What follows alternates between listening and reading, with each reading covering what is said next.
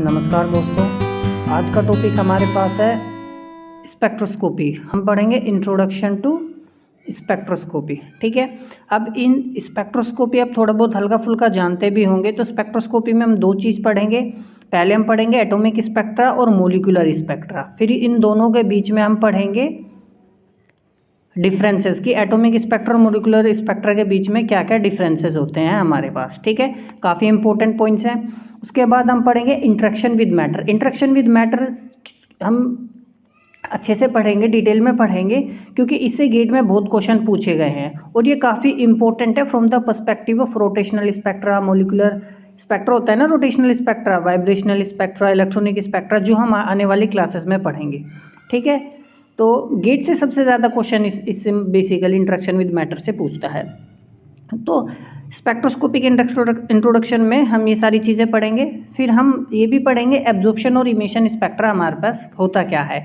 ये हालांकि मैंने प्रीवियस लेक्चर में इस चीज़ को कवर किया है, लेकिन फिर भी मैं आगे बढ़ने से पहले इसको हल्का सा रिवाइज करा दूंगा। जो सबसे इम्पोर्टेंट बात है, सबसे ही ज़्यादा इम्पोर्टेंट जो बात है वो है एब्जॉर्प्शन लॉज। स्पेक्ट्रोस्कोपी में हम पढ़ेंगे एब्जॉर्प्शन लॉज, क्योंकि आगे बढ़ने से पहले ये हमें जानना बहुत ज़रूरी है कि एब्जॉर्प्शन लॉ होता क्या है। तो हम दो तरीके के दो एब्जॉर्प्शन लॉ होते हैं हमारे पास। एक होता है बेयर्स लॉ, एक होता है हमारे पास लैम्बर्ट्स लॉ। ठीक है, ये दो हमारे पास क्या है, एब्जॉर्प्शन लॉ है। और इन दोनों को कंबाइन कर कर हमारे पास एक लॉ बनता है जिसको हम क्या बोलते हैं, बियर लैम्बर्ट्स या लैम्बर्ट बियर्स लॉ। ठीक है, ये एब्जॉर्प्शन लॉ है हमारे पास। इनका हम डेरिवेशन भी पढ़ेंगे और क्या क्या लिमिटेशन है इन दो की वो भी पढ़ेंगे। तो बिना टाइम गवाए आइए स्टार्ट करते हैं हम अपने टॉपिक को। तो इंट्रोडक्शन टू स्पेक्ट्रोस्कोपी। तो देखो, स्पेक्ट्रो से वर्ड नाम आप ध्यान देखो, स्पेक्ट्रम है ना। तो स्पेक्ट्रम किस चीज़ का होता है, इलेक्ट्रोमैग्नेटिक रेडिएशन का होता है। और स्पेक्ट्रम हमें कब मिलता है, जब इलेक्ट्रोमैग्नेटिक रेडिएशन किससे निकलती है, किसी भी मटेरियल से निकलती है ना।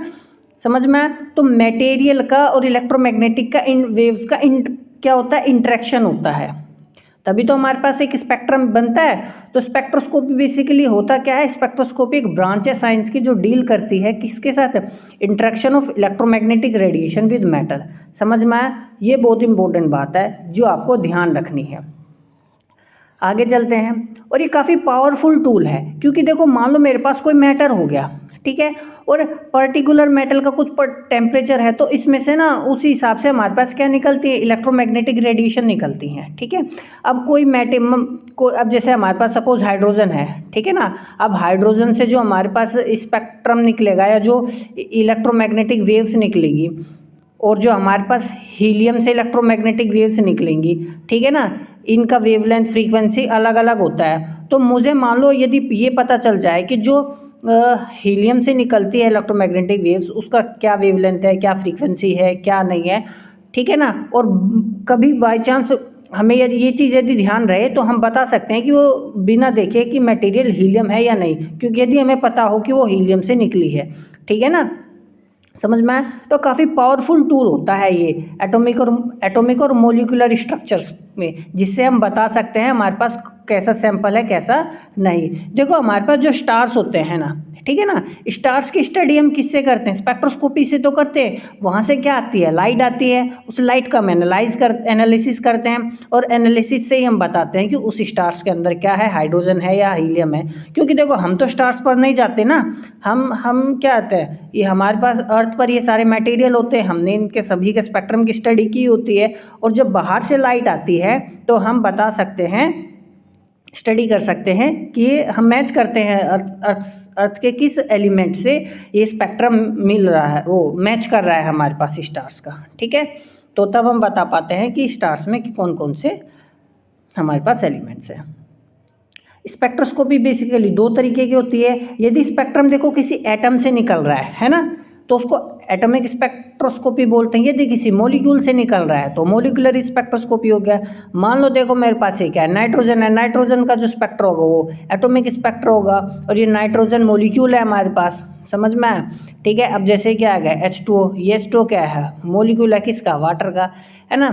नाइट्रोजन, ऑक्सीजन, समझ में आया? हाइड्रोजन इन इंडिविजुअल एटम्स का जो हमारे पास स्पेक्ट्रा होगा उसको एटॉमिक स्पेक्ट्रा बोलेंगे, मॉलिक्यूल्स का जो स्पेक्ट्रा होगा उसको मॉलिक्यूलर स्पेक्ट्रा बोलते हैं। समझ में आगे बात? ठीक है, एटॉमिक स्पेक्ट्रा के बारे में आप बेसिकली हल्का फुल्का जानते हो। हमने बेसिकली एटॉमिक स्पेक्ट्रा जो पढ़ा है मोस्टली वो हाइड्रोजन का ही पढ़ा है, या हाइड्रोजन लाइक एटम्स का पढ़ा है ना। हाइड्रोजन लाइक एटम्स का स्पेक्ट्रा हमने पढ़ा है, ठीक है ना। बोर मॉडल में मैंने ये चीज़ें डिस्कस की थी। अब देखो हम आगे वैसे बेसिकली मोलिकुलर स्पेक्ट्रोस्कोपी पढ़ेंगे, लेकिन मैं हल्का सा आपको बस यहाँ पे हमने क्या क्या देना है ये मैं इंट्रो दे रहा हूँ। तो एटॉमिक स्पेक्ट्रोस्कोपी है क्या? इंट्रैक्शन है किसका? इलेक्ट्रोमैग्नेटिक रेडिएशन का। ये स्पेक्ट्रोस्कोपी का ही तो डेफिनेशन है, लेकिन किसके साथ? एटम के साथ। तो एटॉमिक स्पेक्ट्रोस्कोपी हो गया। यदि इंट्रैक्शन हमारे पास मॉलिक्यूल का किस इलेक्ट्रोमैग्नेटिक रेडिएशन का किसके साथ हो? मॉलिक्यूल्स के साथ। तो हमारे पास क्या हो जाएगा? मॉलिक्यूलर स्पेक्ट्रोस्कोपी हो जाएगा। मैं थोड़ा सा जल्दी पढ़ा रहा हूँ क्योंकि ये मोटी मोटी सी चीज़ें आपको आनी ही चाहिए, ठीक है ना। इनमें इतना कुछ ज़्यादा समझने लायक है नहीं। Difference between atomic spectra and molecular spectra. अब देखो ध्यान से डिफरेंस देखना। ये भी जैसे हमने बताया एटम के इंट्रैक्शन के साथ होगा इलेक्ट्रोमैग्नेटिक का, ये इलेक्ट्रोमैग्नेटिक का इंट्रैक्शन मॉलिक्यूल्स के साथ होगा। यहाँ पे हमें क्या मिलता है? एक लाइन स्पेक्ट्रा मिलता है। अब देखो मेरे पास ये क्या होगा, मान लो कोई एटम है मेरे पास। अब इसमें क्या होते हैं? एटम में एनर्जी लेवल्स होते हैं। अब इन एनर्जी लेवल्स के बीच में क्या होगा? ट्रांजिशन होगा। तो हमें क्या मिलेंगी? स्पेक्ट्रल लाइंस मिलेंगी। और हमने देखो मैंने हाइड्रोजन लाइक एटम्स का बेसिकली मैंने एटॉमिक स्पेक्ट्रा आपको पढ़ाया, बताया था हम, ठीक है ना, कि किस को वेवलेंथ निकल रही है दो एनर्जी के बीच, दो एनर्जी ट्रांजिशन के बीच में। तो हम बता सकते हैं कि वो कितने वेवलेंथ की है। कोई एनर्जी यदि निकल रही है, लाइट निकल रही है, ठीक है ना, रेडिएशन निकल रही है। तो ये बेसिकली क्या होता है कि लाइन स्पेक्ट्रा होता है। एटॉमिक स्पेक्ट्रा क्या होता है? लाइन स्पेक्ट्रा होता है। मॉलिक्यूलर स्पेक्ट्रा ना काफ़ी कॉम्प्लिकेटेड होता है, काफ़ी कॉम्प्लिकेटेड स्पेक्ट्रा होता है। एक सिंपल स्पेक्ट्रा होता है एक्चुअली में, ठीक है ना। एटॉमिक स्पेक्ट्रा क्या है? काफ़ी सिंपल है। मॉलिक्यूलर स्पेक्ट्रा काफ़ी कॉम्प्लिकेटेड स्पेक्ट्रा है, क्योंकि मान लो देखो मेरे पास मॉलिक्यूल क्या है? H2O है, ठीक है ना। अब इसमें दो तो एटम हो गए, एक ऑक्सीजन हो गया, ठीक है ना। तो टोटल इसमें 3 तो न्यूक्लियस ही हो गए, ठीक है ना। और हर न्यूक्लियस के चारों तरफ क्या होगा? इलेक्ट्रॉनिक कन्फिग्रेशन होगा, आसपास चारों तरफ उसके इलेक्ट्रॉन्स होगा, ठीक है ना। और एक दूसरे से इंटरेक्ट भी करेंगे, तो काफ़ी कॉम्प्लिकेटेड स्पेक्ट्रा बनता है। समझ में आ रहा है मैं क्या कह रहा हूँ? तो मॉलिक्यूलर स्पेक्ट्रा क्या था? काफ़ी कॉम्प्लिकेटेड स्पेक्ट्रा होता है, ठीक है। क्योंकि इसमें ना अब जो मॉलिक्यूल है हमारे पास, अब मॉलिक्यूल देखो क्या कर सकता है? मॉलिक्यूल हमारा रोटेट कर सकता है। तो अब जो मालूम है हमारे पास, मैं क्या करता हूँ, 2 एटम ले लेता हूँ मैं, है ना। ये ए लिया, ये मैंने क्या लिया? बी लिया। अब ये मॉलिक्यूल क्या कर रहा है? मान लो ए बी मॉलिक्यूल है, ये इस एक्सिस के चारों तरफ क्या कर रहा है? रोटेट कर रहा है। अब ध्यान से देखना। तो अब ये रोटेशन भी ऐसा नहीं कि जोन से जैसा चाह रोटेट कर गया। ये रोटेशन भी क्या होगा? क्वांटाइज्ड होता है मॉलिक्यूल का, कि मान लो 5 यूनिट की एनर्जी से रोटेट कर रहा है, 3 यूनिट की एनर्जी से रोटेट कर रहा है, या 1 यूनिट की एनर्जी से रोटेट कर रहा है। तो इस केस में क्या हो जाएगी? रोटेशनल एनर्जी होगी जो हो जाएगी क्वांटाइज्ड। समझ में आया मैं क्या कह रहा हूँ? फिर ये वाइब्रेट भी कर सकता है, समझ में आया? ठीक है, ये क्या कर सकता है? हमारे पास वाइब्रेट भी कर सकता है। अब मैं जैसे बताया रोटेट भी कर सकता है। अब इन दोनों में इलेक्ट्रॉनिक इंट्रैक्शन तो होगा ही, इलेक्ट्रॉनिक एनर्जी लेवल्स हो जाएंगे, वाइब्रेशनल एनर्जी लेवल्स हो गए, रोटेशनल एनर्जी लेवल्स हो गए। तो ये काफ़ी कॉम्प्लिकेटेड स्पेक्ट्रा है, एटम की तरह नहीं है। समझ में आया? ठीक है, कोई दिक्कत?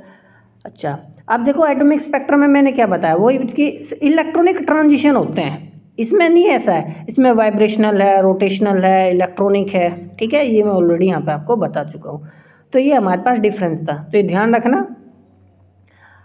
बात करते हैं हम इंटरेक्शन विद मैटर की। ये काफ़ी इंपॉर्टेंट है, काफ़ी ज़्यादा इंपॉर्टेंट है। मैं आपको याद रखने का तरीका भी बताऊंगा, ठीक है। अब देखो ये काफ़ी बार पूछा भी गया है एग्जाम में। अब देखो हम ये भली बात ही जानते हैं इलेक्ट्रोमैग्नेटिक रेडिएशन, आप 11th और 12th में आपने पढ़ा है। क्या क्या होता है? Radio wave, microwave, infrared, visible, ultraviolet, x-ray, gamma ray, ठीक है। और ये क्या है? ये हमारे पास फ्रीक्वेंसी का बढ़ता हुआ क्रम है। ऊपर की तरफ जाएंगे तो क्या इंक्रीज होगा? वेवलेंथ होगा, और वेवलेंथ नीचे की तरफ जाएंगे तो घटेगा, ठीक है। समझ में आया? आपको इस ऑर्डर में याद होना चाहिए। अब ध्यान से देखो, रेडियो वेव किसके लिए रेस्पॉन्सिबल होता है? आप ध्यान से देखना कोशिश करना। मान लो मेरे पास एक मॉलिक्यूल है ए और बी, ठीक है ना। ये मॉलिक्यूल हो गया, ए बी मॉलिक्यूल हो गया, डाई एटॉमिक हो गया, एक तरीके से 2 एटम हो गए, एक का नाम है ए, एक का नाम है बी। समझ में आया? ठीक है। अब देखो यदि इस मॉलिक्यूल पे मैं रेडियो वेव्स इंसिडेंट कराता हूँ तो क्या होगा, तो रेडियो वेव ना इस मॉलिक्यूल में क्या क्या nuclear and electronic spin change कर देगा। समझ में आया? क्या कर देगा, न्यूक्लियर एंड इलेक्ट्रॉनिक स्पिन। अब याद, अब कैसे पता, अब देखो ऐसे ध्यान रखो, आर हो गया हमारे पास, ठीक है ना, आर, और ये क्या हो गया हमारे पास, एक मिनट, सॉरी, एक मिनट, हाँ। अब देखो ये मेरे पास आर फॉर रेडियो वेव, ठीक है ना, आर फॉर रेडियो वेव और S for spin, R for radio wave, S for spin, तो क्या बन गया आर एस। आर एस से ध्यान रखना है आपको कि रेडियो वेव क्या न्यूक्लियर और इलेक्ट्रॉन स्पिन को चेंज कर देता है। फिर बात करते हैं माइक्रोवेव की। माइक्रोवेव, अब माइक्रो क्रो है ना, माइक्रो से कार ऐसा ना ध्यान आ रहा है जैसे कार हो, माइक्रो है ना कार, तो प्रोनाउंसिएशन थोड़ा सा ऐसा रहे। तो माइक्रोवेव, अब कार के अंदर क्या होता है, पहिए होते हैं, जो पहिए घूमते हैं। तो माइक्रोवेव यदि इस मॉलिक्यूल पर इंसिडेंट करूंगा तो इस मॉलिक्यूल में मॉलिक्यूलर रोटेशन बदल जाएंगे। समझ में आया क्या मैं क्या कह रहा हूँ? ठीक है। या आप इसको ऐसे समझ सकते हो, यदि ये मॉलिक्यूल रोटेट करेगा तो अब रोटेशन में क्या होगा, एनर्जी डिसिपेट करेगा, तो कौन सी एनर्जी छोड़ेगा, माइक्रोवेव। समझ में आया? न्यूक्लियर और इलेक्ट्रॉन स्पिन के केस में रेडियो वेव।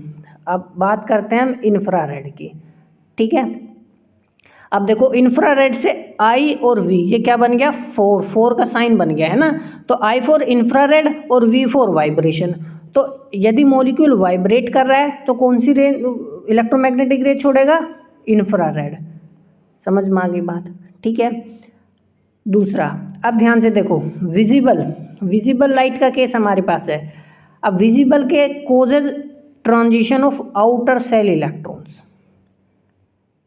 जो विजिबल लाइट होती है कौन से ट्रांजिशन कोज करती है, आउटर सेल इलेक्ट्रॉन्स। अब जो हमारे पास सबसे बाहर वाले इलेक्ट्रॉन्स होते हैं ना, सबसे बाहर वाले, उनको बहुत ज़्यादा आसान होता है भगाना। कहते हैं भाग यहाँ से, बड़ी जल्दी से भगा देते हैं हम। तो वी का मतलब विक्ट्री ले ले, हम जीत गए, हम आसानी से जीत जाएंगे बाहर वाले इलेक्ट्रॉन को, क्योंकि न्यूक्लियस से पावरफुली तो जुड़े हुए नहीं होते, वीकली इंट्रैक्शन होता है न्यूक्लियर के साथ, तो आसानी से भगा देते हैं। तो वी फॉर विजिबल, तो विजिबल लाइट जो होता है वो आउटर सेल इलेक्ट्रॉन्स को निकाल देता है, ठीक है ना। या आउटर सेल इलेक्ट्रॉन में ट्रांजिशन होगा तो विजिबल लाइट निकलेगी, हम इसको ऐसे भी कह सकते हैं, इंट्रैक्शन हो रहा है।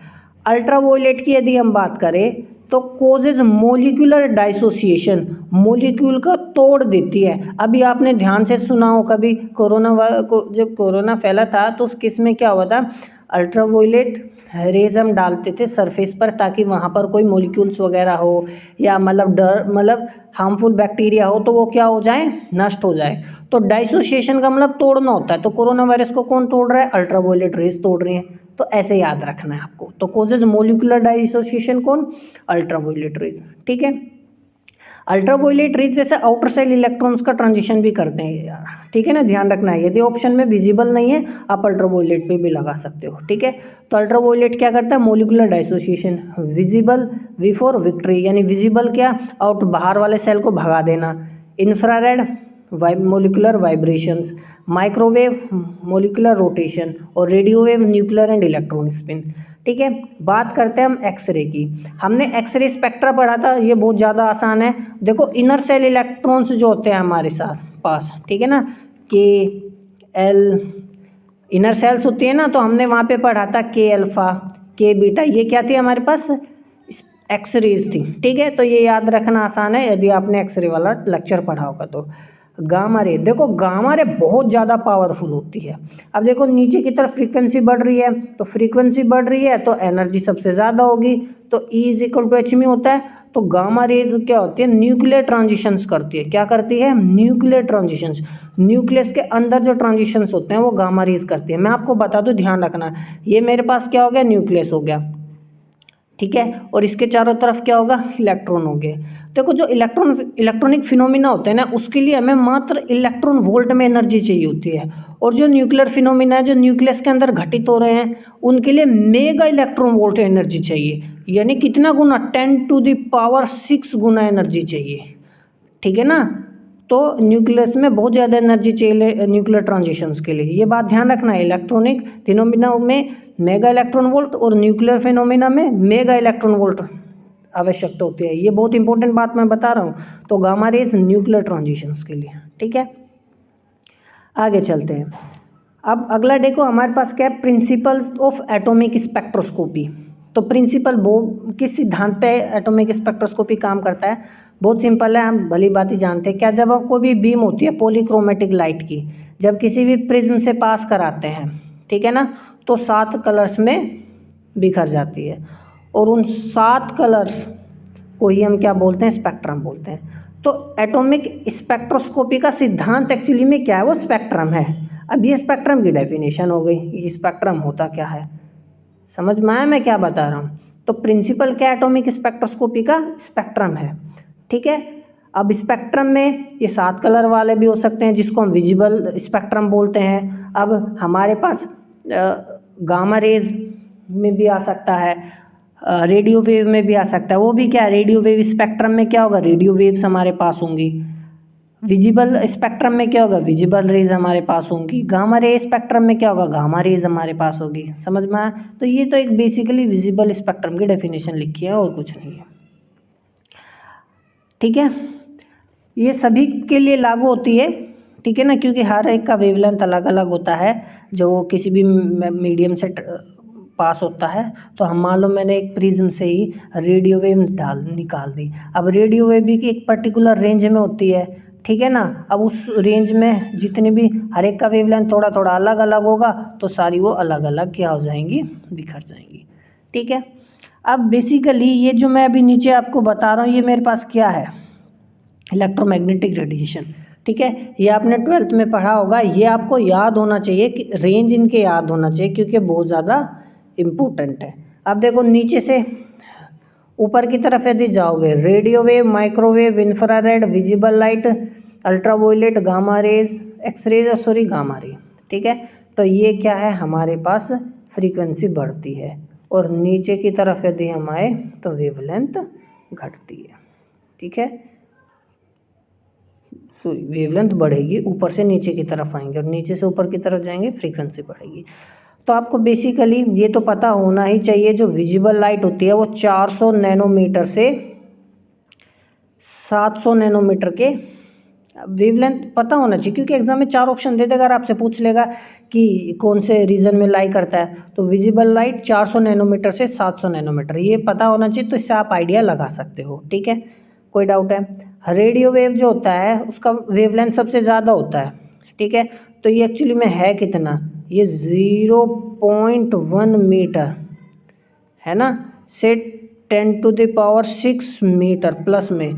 तो कहने का मतलब है एक तरीके से 0.1 मीटर से ज़्यादा जितनी भी हमारे पास क्या होंगी, इलेक्ट्रोमैग्नेटिक वेव्स होंगी इस रीजन में, इस वेवलेंथ में, वो सभी की सभी रेडियो वेव्स होंगी, ठीक है ना।